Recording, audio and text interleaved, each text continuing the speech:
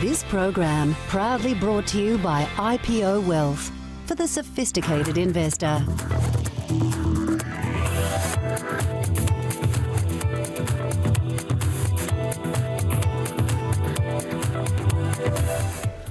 Hello, I'm Peter Switzer. Welcome to Money Talks, the show with only one very simple goal, and that's to make you richer. Coming up tonight, just how scared should we be of a house price collapse? To find out, I'm joined by Martin North, who's principal at Digital Finance Analytics, Michael Blythe, the CBA's chief economist, and Nikki Hutley, a partner at Deloitte Access Economics and an economist in her own right. But first, I wanted to kick off first of all with Martin North because he's been associated with more radical calls on house prices. We're just waiting for Marty to actually zoom in, and we'll catch up with him in a moment. But let's start off with Michael Blythe, who's CBA's chief economist. And even though I don't usually turn to you, Michael, welcome to the show, Thank you, to ask about house prices, they are critically important to an economy if they're really either rising rapidly or they're falling rapidly. So I figure you must have a view on what will happen to Sydney and Melbourne house prices over the next year or so. So what is that for you? Well, the trend there is pretty clear at the moment. House prices are falling in both of those big capital cities. It's driving the Australian market overall, and all of the leading indicators say those falls have further to go. So in our own forecasts, we think we're looking at something like a 15% peak to trough fall in Sydney, and about 12% the equivalent peak to trough move in Melbourne. So if we say that roughly Sydney's dropped around 9 or 10% since the peak to where we are in December, you're kind of thinking 2009 might not be as bad as 2018 in terms of the price fall? Yes, I mean, we think at this stage we'll hit that trough sometime during the course of this year, but I mean, that doesn't mean to say that immediately prices will go zooming back up again. No.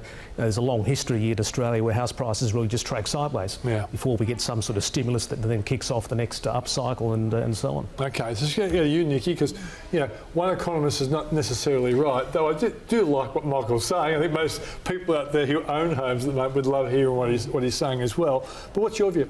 Yeah, look, I think there's further falls to come, but I don't think it's, we're facing Armageddon. But we do have, weak wages. We do have the fallout from the Hayne Royal Commission. We do have tightening lending standards that APRA have been imposing, or they're possibly trying to tweak those back the other way. We've then got possibly an election where we might have some negative gearing and capital gains tax changes, although you might find people get in, if Labor becomes increasingly likely to win, perhaps we'll have a flurry of activity just before that of people wanting to get back into the market.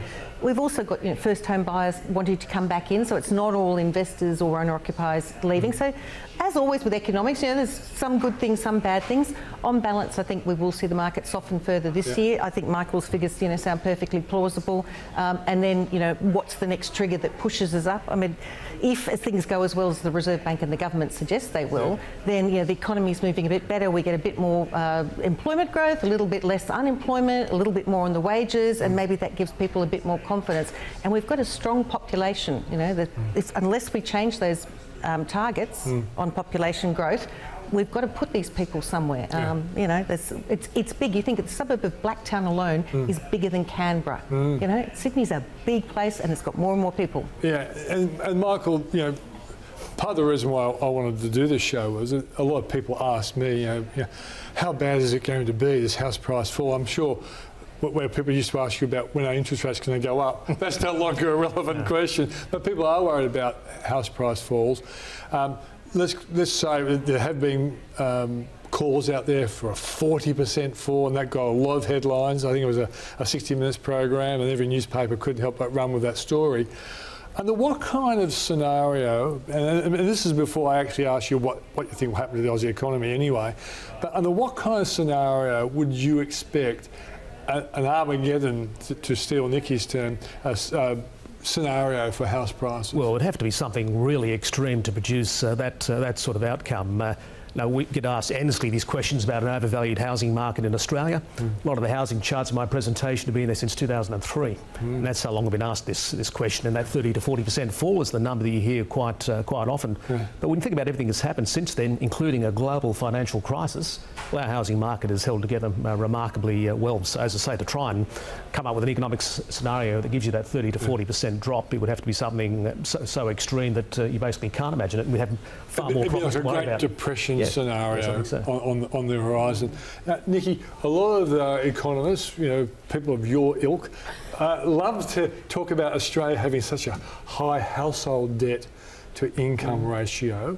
How seriously bad is it? Because we've seemingly had a high one for a long time. It's just sort of snuck up a bit higher. Oh, it's snuck up a lot higher, seriously a lot higher. We're talking, I think it's around getting close to 200%. So I think that's a very alarming figure. But, the thing is, lots of people have debt. You don't start a business without any form of debt, and you don't buy a house without the form of debt. It's all about what's the debt to asset ratio, what's your ability to pay. Houses cost a lot more, but interest rates historically are very low. So in terms of what we're paying as a percent of our income, we're sort of broadly in line with where we were when house prices were much cheaper, but we had 18% interest rates, which was my introduction into the housing market. So there are things that can go wrong. If we were to see a big rise in unemployment, a big rise in interest rates, then that would really put people over the edge, and you'd see a lot of forced selling. But unless you're forced to sell your home, you're really not, the debt is kind of a notional thing at this point. I mean, you look at Japan's debt, government debt to GDP ratio is basically the same sort of level, and yet people are willing to fund, as long as the banks are willing to fund, people are able to make their repayments. It's, you've got to be cautious. Yes, it could go horribly wrong, but the central case scenario is we can cope with this for the moment. Okay, let's turn to Martin North. Martin, thanks for joining us. There he is. Martin, can you hear me? I can, all good. Good, fantastic. Now, Martin, you have been linked to some of the scariest house price scenarios, and I'm not quite sure whether the scariest scenarios were actually your base case or your worst case scenario, but I think they were reported by some media outlets as being your prediction that house prices would fall 40%. So I thought I'd get your clarification on what you think is going to happen to Sydney and Melbourne house prices. Sure, yeah, and you're right. There's a range of scenarios that I model. So, it depends on a whole bunch of factors. It's very complex. There are lots of different interplays. My central case was not 40% or more, but that was my worst case on the assumption that we get an international crisis a la 2008. If that was to happen, if liquidity was then actually to go pear-shaped, the banks wouldn't be able to lend, they wouldn't be able to borrow, unemployment would rise, all of those things. So the worst case, the worst end of the spectrum, we could be looking at a 40%. And there's a reason why that isn't completely off the wall, because if you look at long-term averages, if you go back 20 or 30 years and you compare the relative income now to then effectively we need a 40% adjustment either in income or in house prices to get back to those long-term averages. Now, I know there are some differences, interest rates are ultra low, those sorts of things, but nevertheless there is an argument to say that actually house prices are considerably higher than they should be, and on any ratio, whether it's GDP to debt, whether it's income, loan to income, all those things, we are off kilter. And whilst I think that that sort of worst case scenario is not my central case scenario, my base case is thinking that a 20 to 30% fall in Sydney and Melbourne over 3 years from their peaks is certainly on the cards. And that is because we know that about 1 million households are already struggling to make those mortgage repayments. We know that the banks are sitting on some further mortgage rate hikes. They're not doing it at the moment, but their funding costs mean that they could or should. And we also know that whilst the official unemployment rate is ultra low, many people are actually in multiple jobs trying to manage effectively a very complicated set of, income and expenditure. Many are failing to be able to do that. And what that means is that their ability to spend, their ability to sort of spend at the shops and those things, in other words, the dynamo that's been keeping the economy going for the last 5 years is significantly under pressure. So my base case suggests it's not prices or home prices that trigger first, it's the broader economy because of the lack of households' ability to spend, which will actually then fold back into lower house prices. So that's how I see it playing out. Okay, I guess the point I should throw to you now, Michael, is Martin's kind of alluded there's mortgage stress out there, and I keep seeing headlines in certain newspapers and certain television outlets always telling us there's mortgage stress. The kind of measurements you would use to assess mortgage stress, are they telling you that there are a lot of households under pressure at the moment? Well, I think if there was a lot of households, there'd be a lot more clear what is going on. But when I look at the CBA book, for example, we know that a lot of borrowers are well ahead in their repayments. So arrears is a thing that you would look for to try and work out whether there's mortgage stress? Yes, and on the last sort of published figures, there has been a small increase in arrears. Now that data dates from last year, so I'm not sure what's happened since then, but that's the sort of metric you would look at.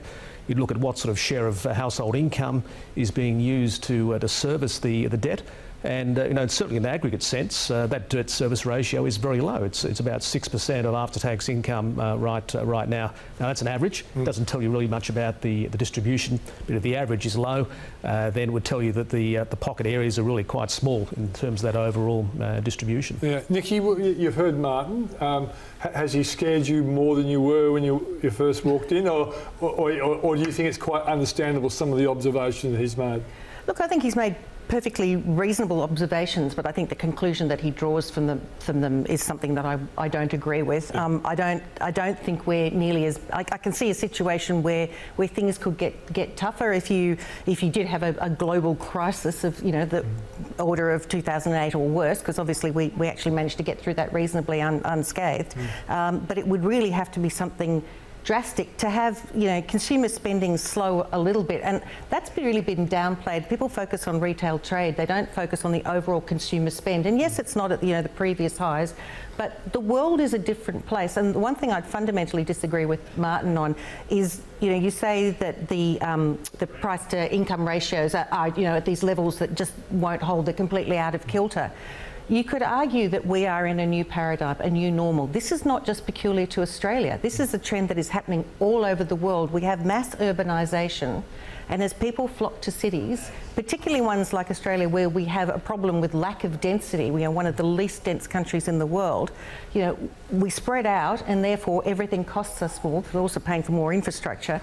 And so that to me is, we actually are just, unless the world goes to a one-child policy, we've got to house these people somewhere, and Australia is one of the most urbanised, but this is a trend that is global. Okay, Nikki, now, ladies and gentlemen, we're going to go to an ad break, and we'll come back and we'll give Martin the right of reply as well, and we'll try and work out where the Aussie economy is going, because in many ways, Martin's scenario is based on the fact that maybe either the global economy or the local economy could do a lot worse than what my two economists left and right of me are expecting. So come back after the break and we'll try and sort all this out.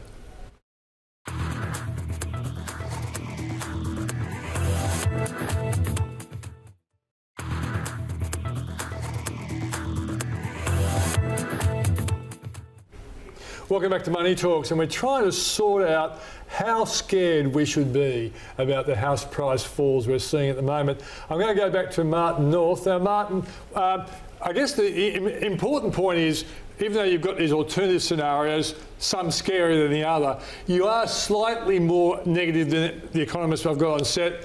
They'd be looking at more 15 or 20% falls in Sydney and Melbourne. You're saying a 30% scenario is possible or probable, but whatever.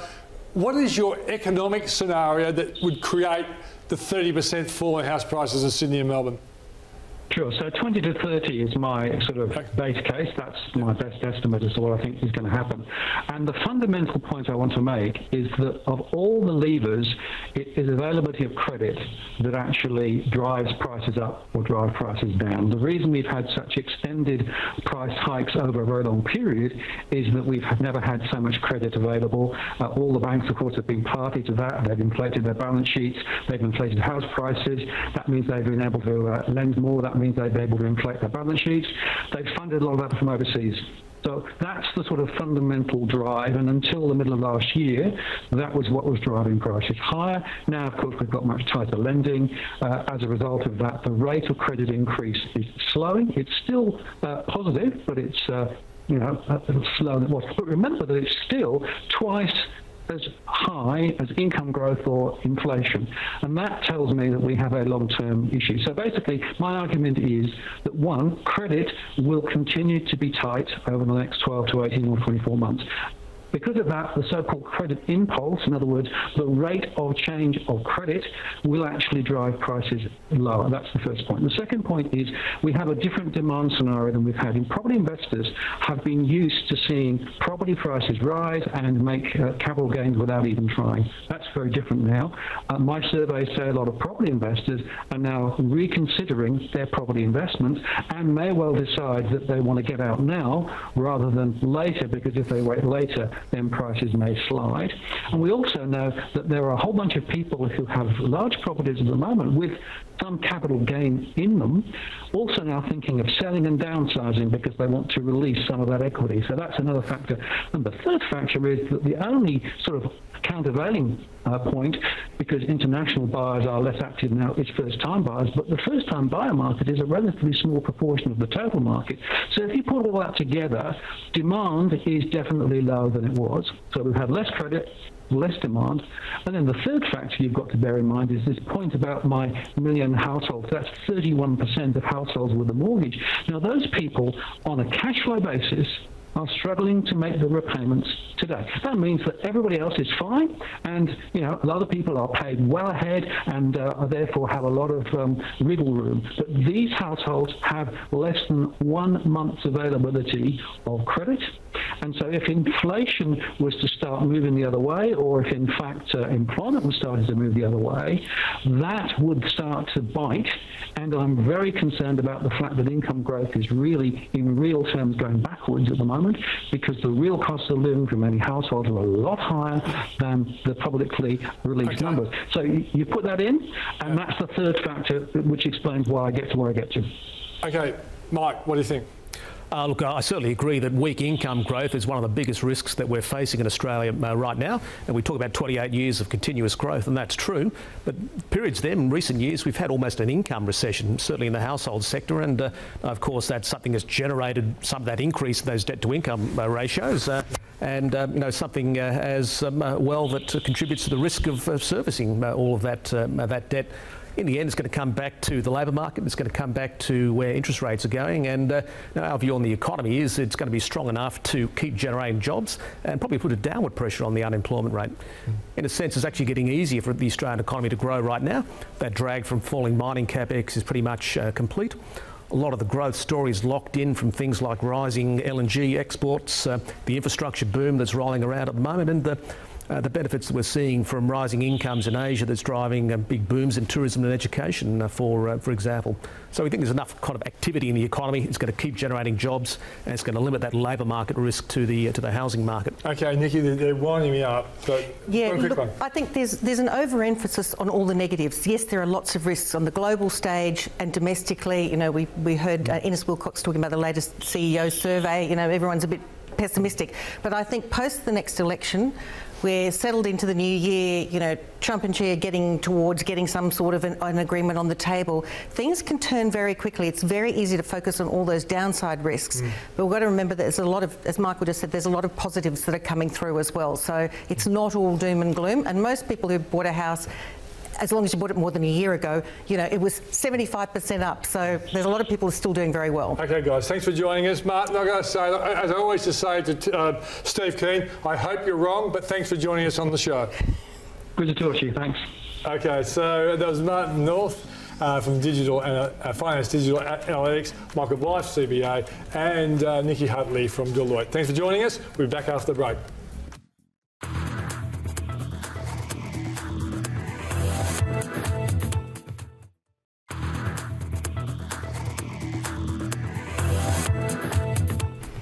Welcome back. It's now time for the wonderful Julia Lee with her hot stock of the week, and we thought we'd link it to housing. What is your feeling about the housing sector? Look, I think the key question that investors need to ask themselves is whether we're likely to see earnings revisions upwards or downwards from these stocks which are exposed to the residential housing sector, either through being a building or building products maker or through something like the retail exposure. So I guess the key question is your view on housing and the cycle, and for that I like to go back in time. And if we have a look at the US example, it's a little bit different from Australia. We have a bit more of an intense love affair with property. But from 2002 to 2006, we saw, US housing rising 70%, and then the following downturn was 35%.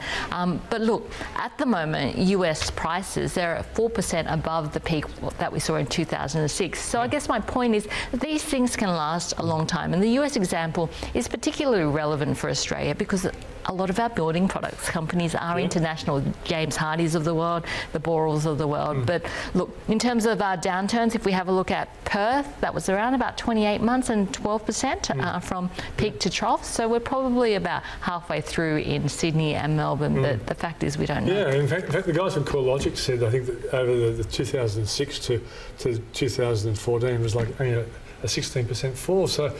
And they were going at 45% in some years. So, all right, so let's get cut to the chase. Do you think there's going to be a big house price fall, or are you more in the 15 to 20% for Sydney and Melbourne? Look, I know that housing is cyclical. It's normal for these up and down movements in terms of housing. It's just a matter of how deep and how long it's going to be. And for me, for things to get pretty weak, you need to have employment getting worse. And at the moment, employment is relatively strong. So look, you are looking for indicators, but it's very hard to predict when things are going to turn. For me, it's when people stop talking about residential property, that's the time to be buying some of these residential property stocks. Okay, they're winding me up. What stocks do you like?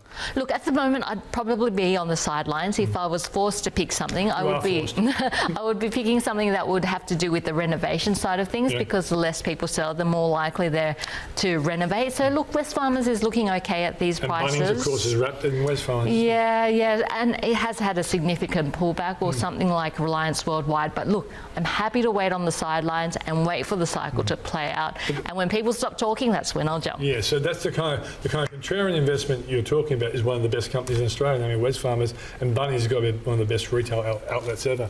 I was there on the weekend. I hate cutting you short, but these terrible directors, they're tough. They're tough. I'll see you next week. Next week, I'll give you plenty of time. That's Julia Lee from Bell Direct, and as always, gives some really good insights. That's the show for tonight. Thanks for joining us. And next week, we're going to be looking at stocks that have double-digit gains ahead of them.